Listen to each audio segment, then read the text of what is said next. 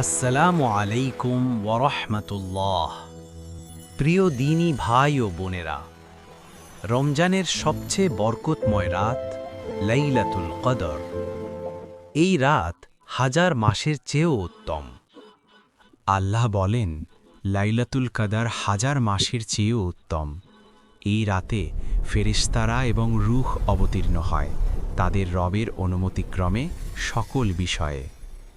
সূরা আল কদর, আয়াত সংখ্যা ৩ থেকে ৪।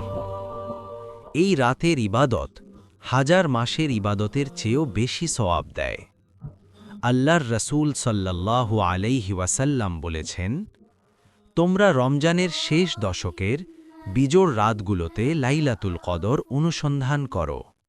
সহিহ বুখারী, হাদিস নং ২০১৭। তাই এই রাতকে অবহেলা করো না।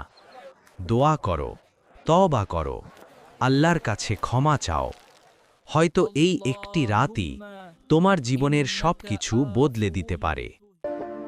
আল্লাহু আকবার।